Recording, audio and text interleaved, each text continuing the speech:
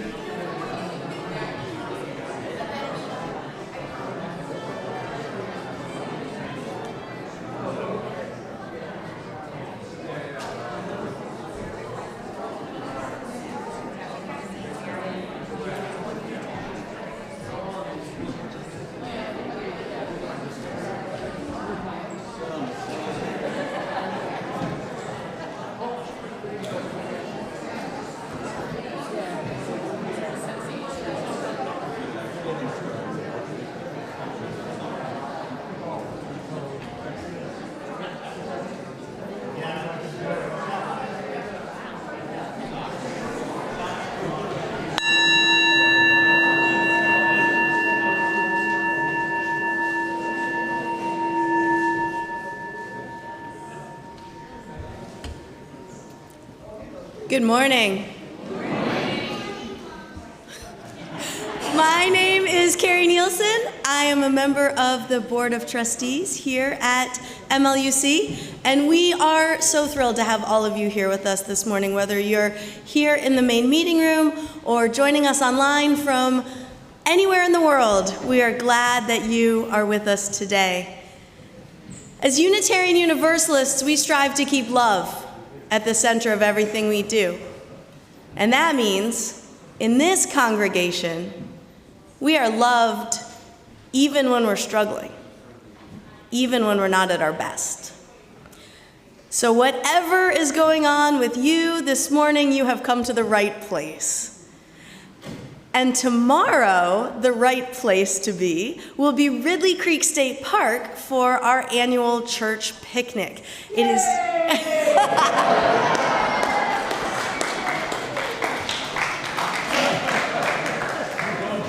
It is not too late to sign up to participate, but even more importantly, we need volunteers. Now, Jean tells me that men are already overrepresented on the volunteer list, so he also welcomes women, children, and others to sign up to volunteer for the Fire Brigade Grill Team, for setup, for teardown. There's lots of great volunteer opportunities. Earn your burger. Jean will be at the table in the atrium outside of the main meeting room after the service. He can walk you through, this is Jean in the gold here, walk you through all of the great volunteer opportunities that we have. And then, after you pass by Jean and sign up to volunteer, I invite you to continue on into coffee hour and join us for conversation, especially any of you who may be new or new-ish. We're so glad to have you here, and we'd love to get to know you better at coffee hour. Now, this morning, our worship is being led by our guest minister, the Reverend Laura Solomon, who is the new minister at the Unitarian Universalist Church of Delaware County, UUCDC.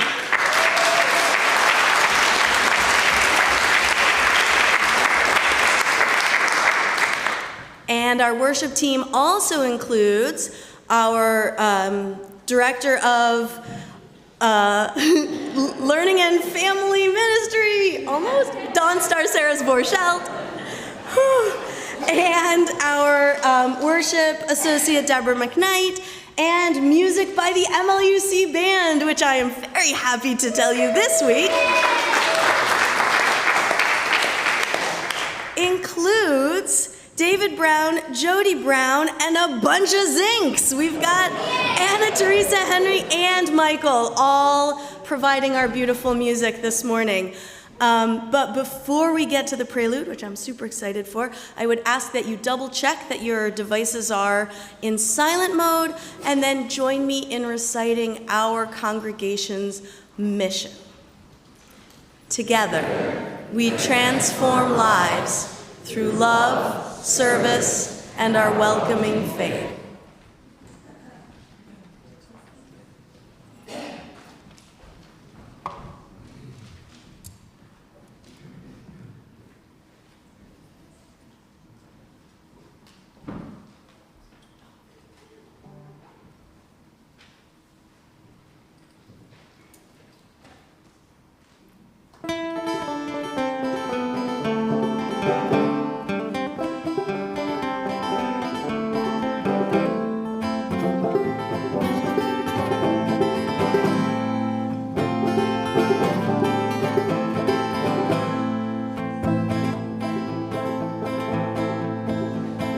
Traveled round this country from shore to shining shore.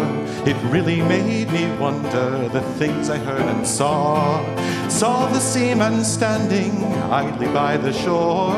I heard the bosses saying, got no work for you no more. But the banks are made of marble with a guard at every door, and the vaults are stuffed with silver that the seamen sweated for.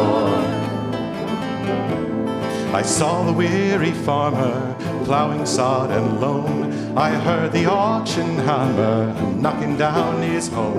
I saw the weary miner scrubbing coals from his back. I heard his children crying, got no coal to heat the shack. But the banks are made of marble, with a guard at every door, and the vaults are stuffed with silver that the miners sweated for.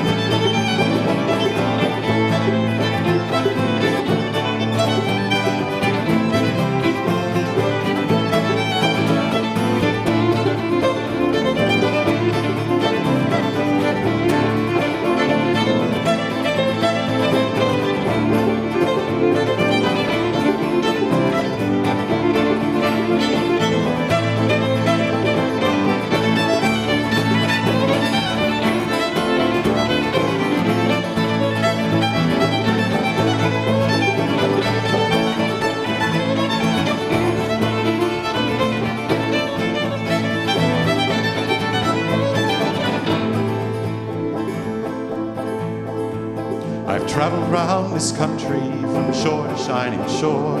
It really made me wonder the things I heard and saw.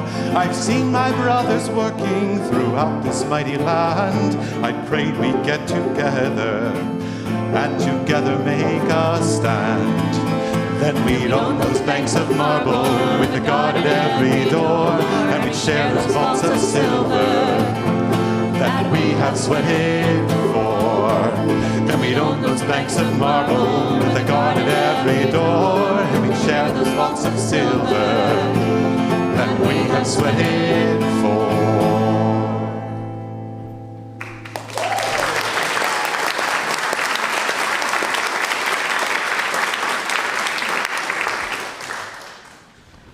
Good morning. Our chalice lighting this morning is called Honoring Our Labors by Florence Kaplow. In recognition of Labor Day, we light this flame to honor all work, including the work of our hands and our backs, in gratitude for all the labors that support our world, and for all those who boldly continue the work of justice, equity, and peace. Please stand in body or spirit to sing hymn number 125, From the Crush of Wealth and Power.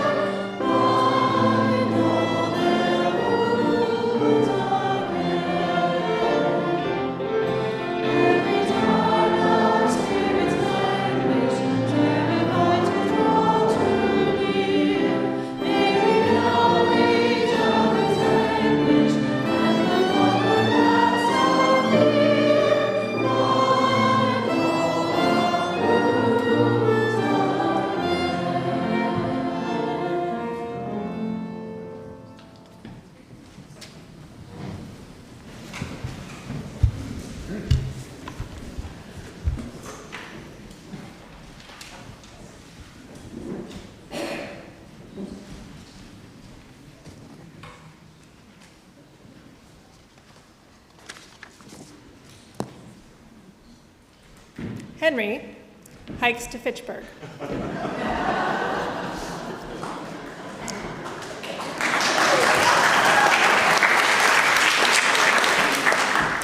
One summer day, wait, I gotta get to the right slide. I forgot the slides. Okay. One summer day, Henry and his friend decided to go to Fitchburg to see the country. I'll walk. Said Henry. It's the fastest way to travel. I'll work, said Henry's friend, until I have the money to buy a ticket to ride the train to Fitchburg. We'll see who gets there first. His friend waved. Enjoy your walk, he said. Henry walked down the road to Fitchburg. Enjoy your work. He called back. Henry's friend filled the woodbox in Mrs. Alcott's kitchen. 10 cents. Henry hopped from rock to rock across the Sudbury River. His friend swept out the post office. 5 cents. Henry carved a walking stick. 25 miles to Fitchburg. Henry's friend pulled all the weeds in Mr. Hawthorne's garden. 15 cents. Henry put ferns and flowers in a book and pressed them. His friend painted the fence in front of the courthouse. 10 cents. Henry walked on stone walls. Henry's friend moved the bookcases in Mr. Emerson's study. 15 cents. Henry climbed a tree. 18 miles to Fitchburg. His friend carried water to the cows grazing on the grass in town. 5 cents. Henry made a raft and paddled up the Nashua River. Henry's friend cleaned out Mrs. Thoreau's chicken house. 10 cents. Henry crossed a swamp and found a bird's nest in the grass. 12 miles to Fitchburg. His friend carried flour from the mill to the village baker. 20 cents. Henry found a honey tree. Henry's friend ran to the train station to buy his ticket to Fitchburg for 90 cents. Henry jumped into a pond. 7 miles to Fitchburg. His friend sat on the train in a tangle of people. Henry ate his way through a blackberry patch. Henry's friend got off the train at Fitchburg Station just as the sun was setting. Henry took a shortcut. 1 mile to Fitchburg. His friend was sitting in the moonlight when Henry arrived. The train was faster, he said. Henry took a small pail from his pack. I know. He smiled. I stopped for blackberries. Not yet. You may not yet go to now in peace. The truth is, most of us have some times when we walk, which is hard work sometimes, like Henry in the story did, and sometimes where we work for pay, which is fun sometimes. Our Henry here, Henry Zink, has been working for us as our youth ministry coordinator for almost 2 years. Henry is beginning a full-time internship working as a school psychologist this fall and is going to complete his dissertation and defense this year. That's a lot of work.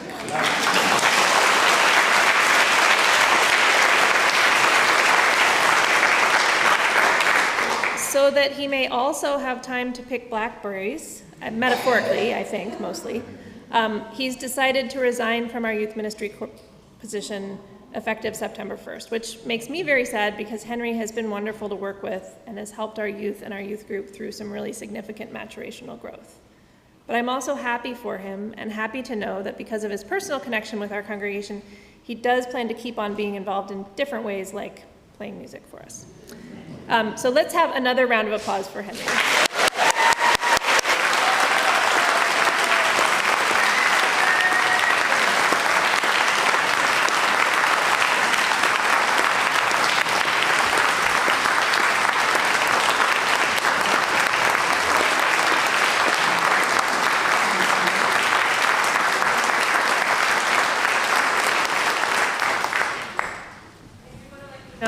That the Children and Youth Faith Development Team and Reverend John and the board and I are in conversation about the best way to move forward after this change. It's important to find just the right person for a position like this one, and there are different ways we could configure staffing to best meet the congregation's needs depending on who we can find to join the staff team. But in the short term, I am really happy to tell you that Megan Capewell, who is a longtime member, a professional educator, and a parent of several of our youth, has offered, you don't even know what she did yet, has offered to take on the role of interim, which means temporary youth ministry coordinator, while we figure out what we're doing. So welcome, Megan. And youth programming starts for the fall on September 14th with, I need to talk to Megan about this, but I think a massive scavenger hunt, followed by parent orientation for 8th and 9th grade out. So now it is time to go now in peace.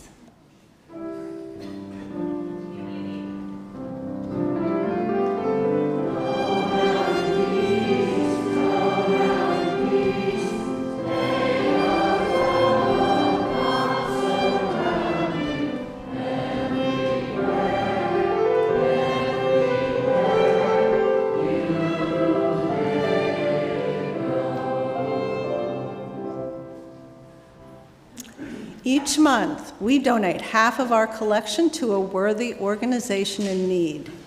The recipient of MLUC's August offering outreach is Family Promise of Montco, PA. Family Promise provides emergency shelter programs for families experiencing homelessness. Through the 2 interfaith hospitality networks, families are offered stability and a safe place to sleep as they work towards independence. One parent shared these words: "I'm anxious all day knowing I have nowhere to go, but when I pull up to your church and see your smiling faces, I know that I am loved and safe."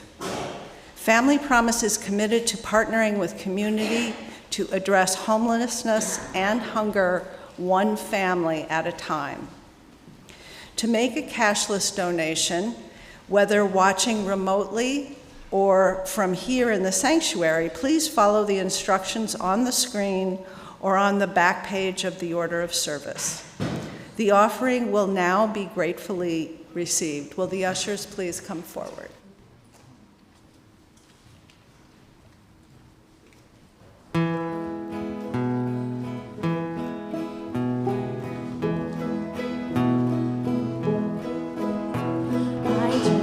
I saw Joe Hill last night, alive as you and me.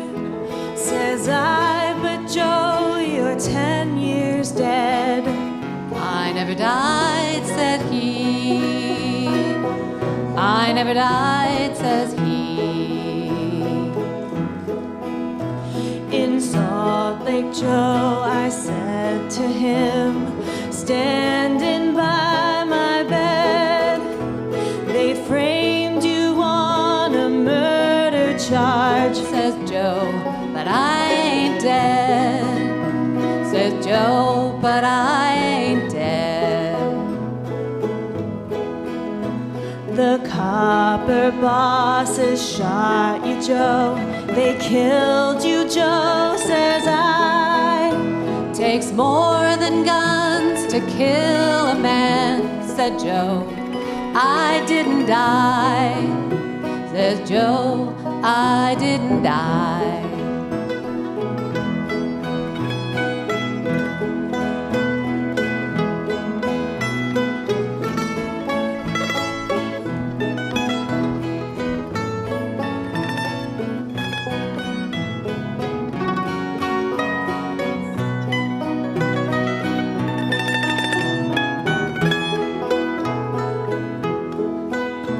And standing there as big as life and smiling with his eyes, Joe says what they could never kill went on to organize, went on to organize.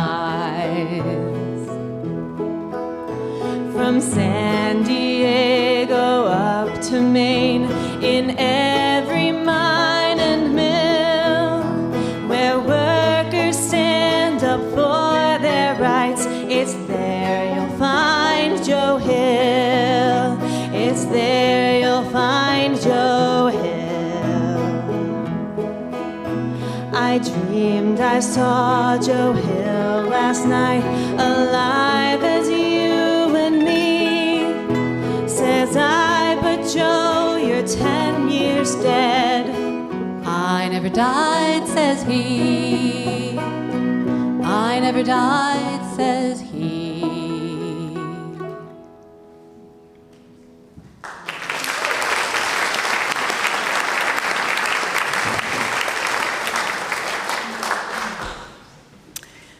At this time in the service, it is our custom to share our personal joys, sorrows, and concerns, knowing we will be heard, accepted, and supported.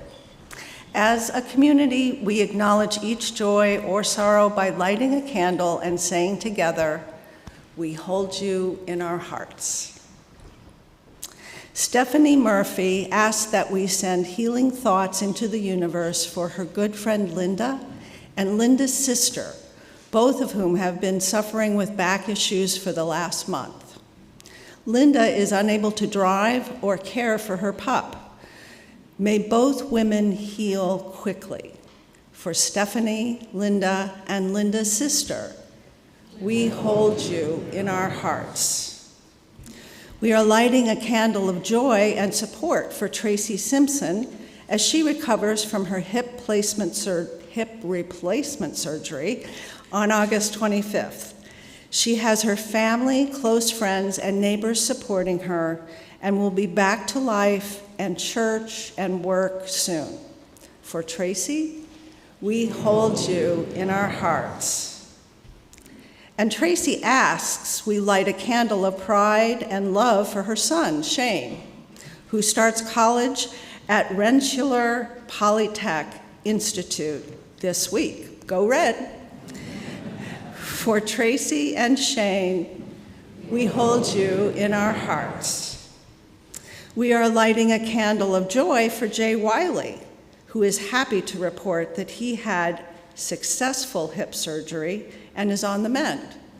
For Jay, and I would say Dana, we do in our hearts. Liz Blygan, did I say that right? Liz Blygan asked that we light a candle of sadness for the passing of Mary Sugar, Director of Music at St. Matthew's Methodist Church of Valley Forge, which is Liz's former church. Mary was a talented musician and beloved by the church. Mary invited Liz to sing at the church on several occasions, which gave Liz both an opportunity to sing and to visit with her many friends at the church. Mary will be missed. For Liz and Mary, we hold you in our hearts. Steve Valaton asks that we light a candle of sorrow for the passing away of Marion Valaton on July 25th. She was a new and very enthusiastic attendee and had wanted to join in October, but didn't get a chance. A celebration of life will be held next Saturday, September 6th, here at noon in her honor. For Steve and Marion, we hold you in our hearts. And let us light one more candle for those of us with joys or sorrows too deep to say out loud at this time. We hold you in our hearts.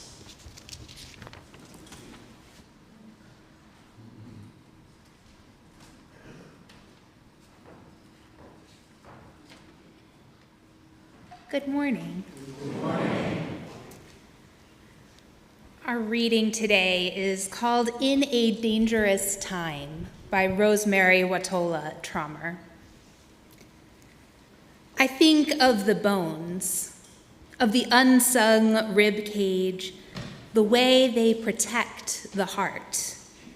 How bone too is living, how it constantly renews and remakes itself. I think of how ribs engage with other ribs to contract, to expand, and because they do their solid work, they allow the heart to float. That's what I want to do, to be a rib in this body of our country, to make a safe space for love. There is so much now that needs protection. I want to be that flexible, that committed to what's vital, that unwilling to yield.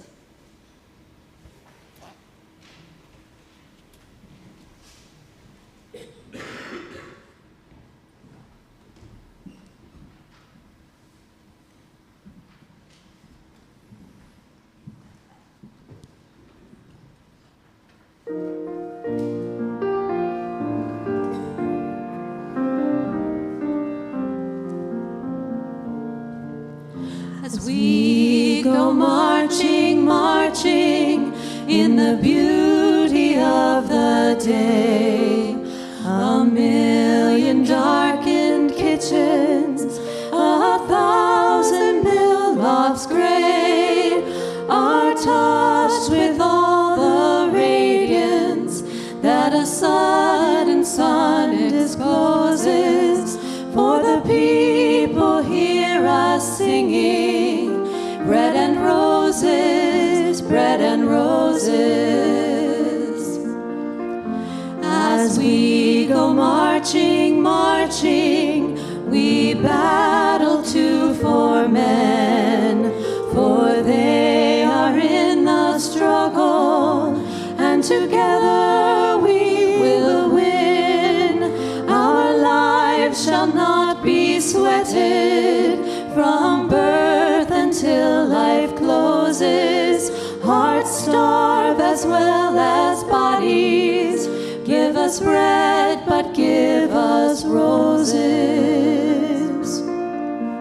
As we go marching, marching, unnumbered women dead go crying through our singing their ancient call for bread. Small art and love and beauty, their trudging spirits knew.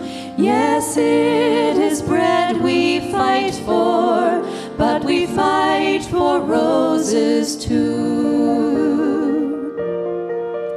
As we go marching, marching, we bring the greater days. The rising of the women means the rising of the race. No more the drudge and idler, 10 that toil while one reposes, but a sharing of life's glories, bread and roses, bread and roses.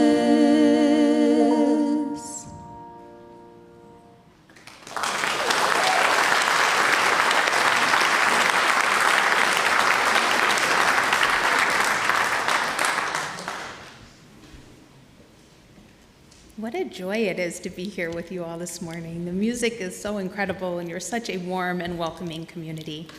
Thank you. Thank you. We're going to start actually with a song this morning that I have heard in movement circles, but was originally sung and written by the Silver Mount Zion Orchestra and the Tra La La Band. It's very simple, just 2 lines really, and I'll just ask you to repeat after me. When the world is sick, can't no one be well, but I dreamt we was all beautiful and strong. When the world is sick, can't no one be well, but I dreamt we was all beautiful and strong. One more time. When the world is sick, can't no one be well, but I dreamt we was all beautiful and strong. I saw a post on social media recently that said, to be a pastor during this time is to be about the proclamation of belovedness. You're an immigrant, beloved. You're queer, beloved. You're Black, beloved. You're a woman, beloved. You're disabled, beloved. It's tempting to write an entire sermon that is just a litany for all the ways you are beloved, all the factors that make you beloved by me, by the divine, by your communities. If you're poor, you are beloved. If you've had an abortion, you are beloved. You're chronically ill, beloved. If you're trans or non-binary or otherwise gender expansive, you are beloved. If you are divorced, you are beloved. If you're on food stamps or on disability or you receive government assistance, you are beloved. If you have a job, if you're retired, if you're unemployed, or if you're recently fired or concerned you might be, you are beloved. If you're neurodiverse or have neurodiverse children, you are beloved. If you're mourning, you and your grief are beloved. If you're full of rage, your rage is sacred and you are beloved. If you're despairing or hopeless or depressed or anxious, you are beloved. If you live with trauma, with mental health conditions, if you are in therapy, if you take medication, or if you do not, you are beloved. If you're living with shame or regret, you are beloved. You who are single, married, widowed, you with children and without, you who share a home with extended family, and you who live alone, you are beloved. Beloved, beloved, beloved, you are beloved. Yes, being a pastor during this time means that I am going to proclaim our belovedness. But beloveds, that is not my work alone. That is the work of all of us. How might you proclaim others' belovedness? How might you proclaim your own deep and profound belovedness? When the world is sick, can't no one be well? But I dreamt we was all beautiful and strong. When the world is sick, can't no one be well?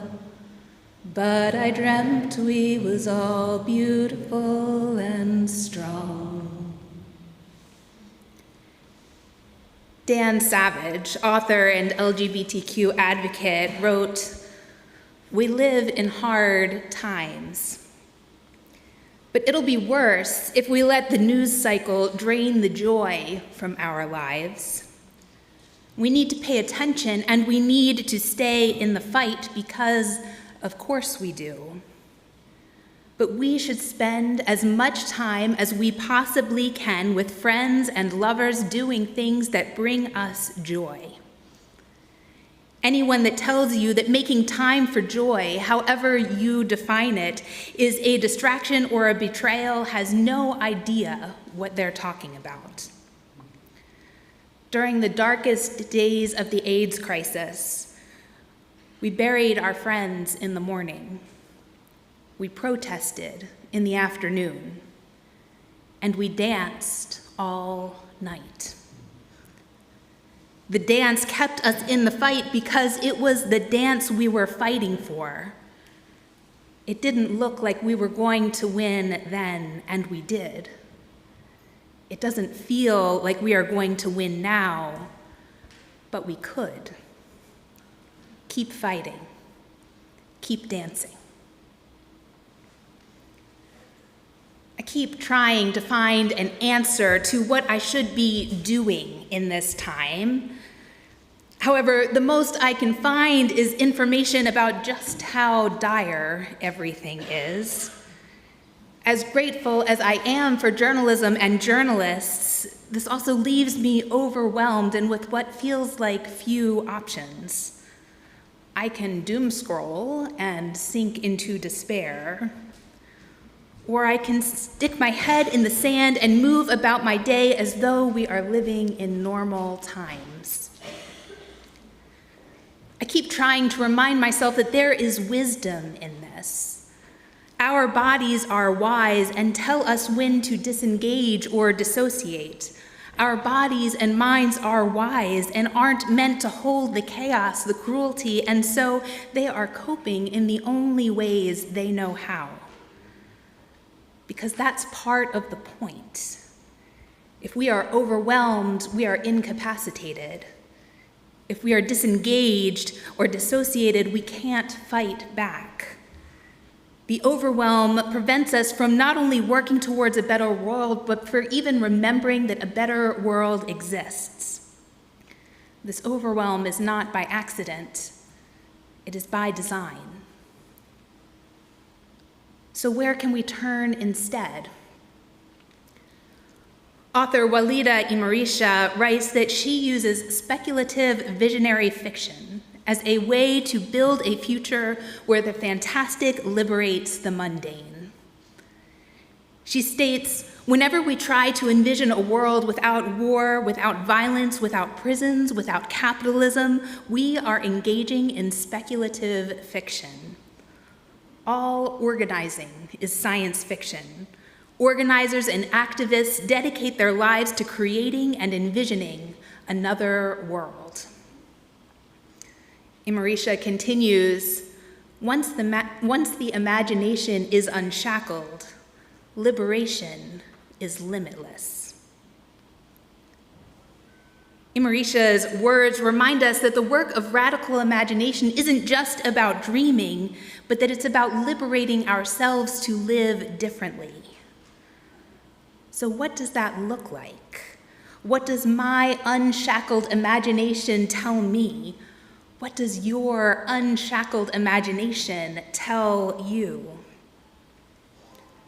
I don't know about you, but I can imagine a world without genocide.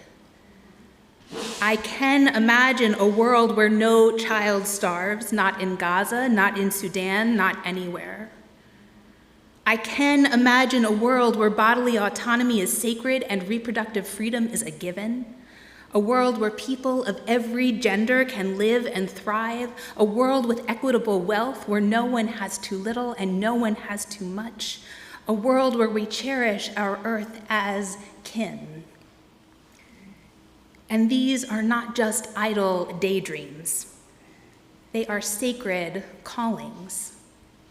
I can imagine this world not because I'm an artist or a poet or a visionary. I'm not. I can imagine this world because I am a Unitarian Universalist. And my faith doesn't just allow me to imagine this world. It insists that I must. Now, I want to be clear, imagination is not the same thing as magical thinking. My personal theology does not align with ideas of manifestation or the power of positive thinking or the sort of new age spirituality that says if you change your mindset, then your life will change. It's okay if yours does. It just doesn't personally work for me.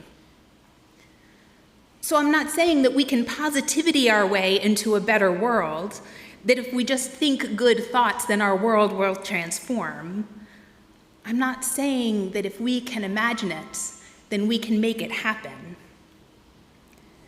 But I am saying that too often we live our lives in opposition to what we don't want, rather than building what we do.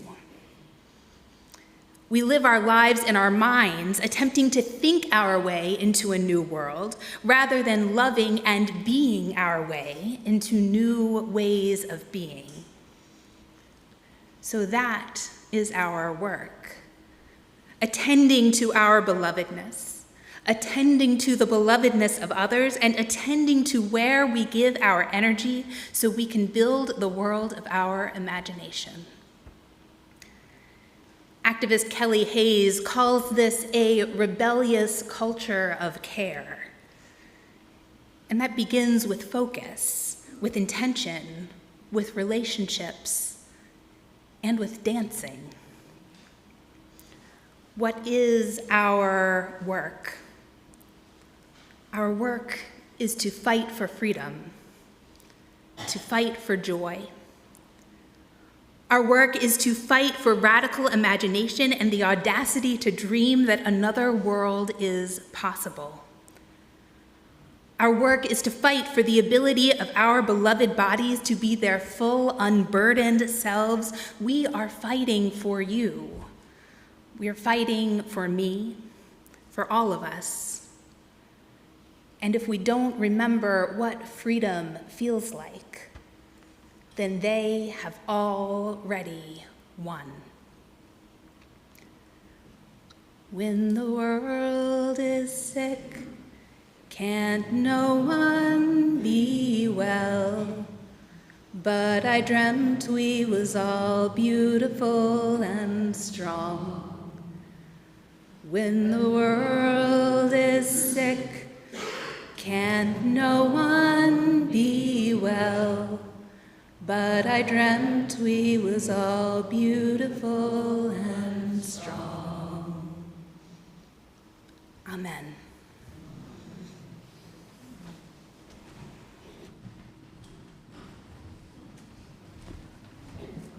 We now invite you to rise in body or spirit as we sing hymn number 170, We Are a Gentle, Angry People.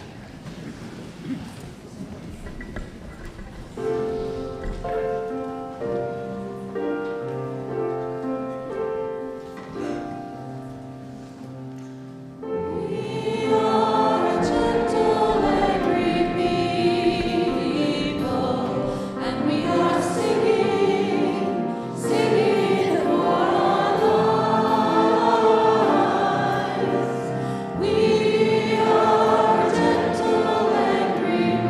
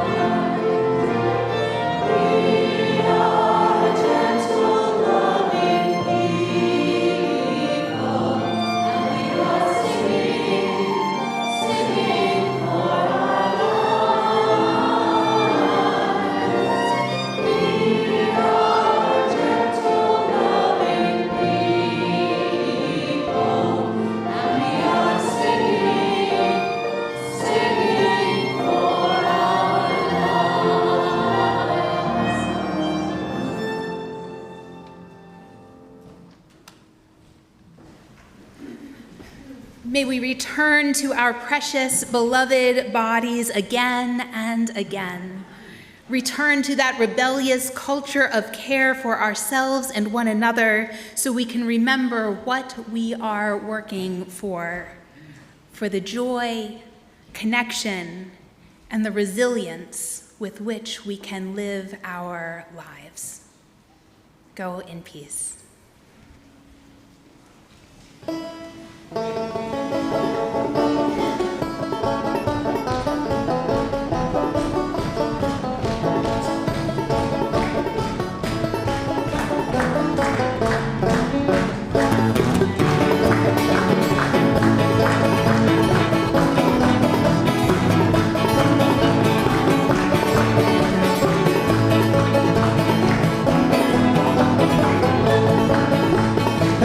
Union maid who never was afraid of the goons and the gangs and the company finks and the deputy sheriffs who made the raid. She went to the union hall when a meeting it was called, and when the company boys came round, she always stood her ground. Oh, you can't scare me, I'm sticking to the union, I'm sticking to the union, I'm sticking to the union. Oh, you can't scare me, I'm sticking to the union, I'm sticking to the union till the day I die.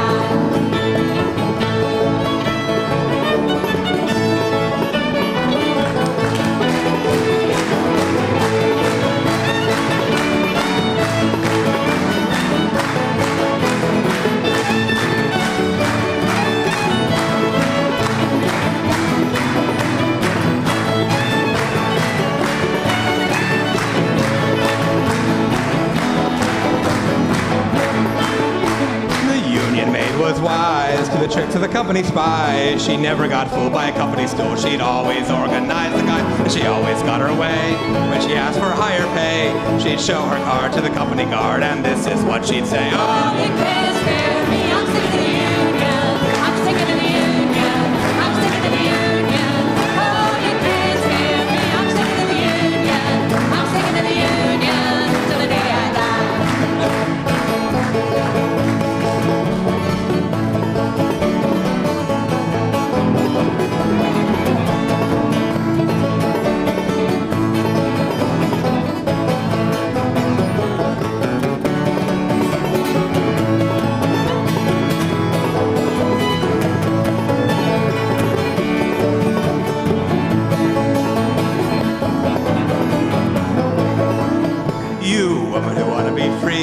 Take a little tip from me, break out of that mold, we've all been sold. You've got a fighting history to fight with women's rights, with workers must unite, like Mother Jones, move those boats to the front of every fight. Oh, you can't stay.